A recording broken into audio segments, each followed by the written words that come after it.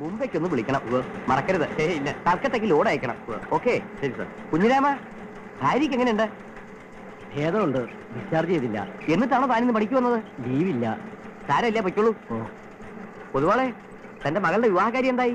എല്ലാം ഒത്തു, ഇനി ഉറപ്പിക്കണം. പക്ഷേ ഉറപ്പിച്ചോളൂ, ഒക്കെ മംഗളമായി നടക്കും. നമുക്ക് വഴിയുണ്ടാക്കാം. പൊതുവാളിന് 25,000 ഉറുപ്പിക കൊടുത്തേക്കും. Okay sir. എന്റെ കാര്യം, രാഘവന്റെ പ്രൊമോഷന്റെ കാര്യം പരിഗണിക്കുന്നുണ്ട് കേട്ടോ. നമസ്കാരം. ആ രാമനാഥൻ, താൻ എപ്പോ നോക്കിയാലും എന്റെ പിന്നിലുണ്ടല്ലോ. ഞാൻ അങ്ങയുടെ പിന്നിലല്ല, അങ്ങാണ് എന്റെ മുന്നിൽ വന്ന് നിന്നത്. താനെന്താ ഇവിടെ? ഒരു ബന്ധുവിനെ കാണാൻ വന്നതാ.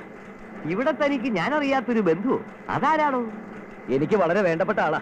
എന്നിട്ട് കണ്ടുവോ? കണ്ടു, ഇപ്പൊ കണ്ടു. താൻ അകത്തേക്ക് വരിക. കുഞ്ഞമ്മയെ കാണിക്കാൻ ഫോട്ടോ ഒന്നും കയ്യിലില്ല. ആ ഫോട്ടോ ദേ അവന്റെ മനസ്സിലുണ്ട്. ഇനി അവളെ നേരിട്ട് കണ്ട് കുഞ്ഞമ്മ തന്നെ തീരുമാനിക്കും. ഗ്രഹങ്ങളെ കൊണ്ട് ഒരു പ്രശ്നവും ഇല്ലെന്നാണ് എന്റെ കമ്പ്യൂട്ടർ കണിയാൻ പറഞ്ഞിരിക്കുന്നത്. ഇനി കുഞ്ഞമ്മയ്ക്ക് ഇഷ്ടമുള്ള ആളെ കൊണ്ട് ഇവരുടെ ജാതകം നോക്കിച്ചോളൂ. പൂർണ്ണ സമ്മതം ഉണ്ടെങ്കിൽ മാത്രം മതി. വേണ്ട വേണ്ട, ആരെ കൊണ്ട് ഇനി നോക്കിക്കണ്ട. അവരിനി ജാതകം ചേരില്ലെന്നോ മറ്റോ പറഞ്ഞാലോ? ജാതകം ചേർന്നില്ലെങ്കിലും സാരമില്ല, അവരൊന്നിക്കട്ടെ. ഓ, നീ തന്നെയാണോ ഈ പറയുന്നത്? ഇത്ര വിവരം വെക്കാൻ നിനക്ക് ഇത്രയും വയസ്സാകണമായിരുന്നോ പ്രഭാവതി?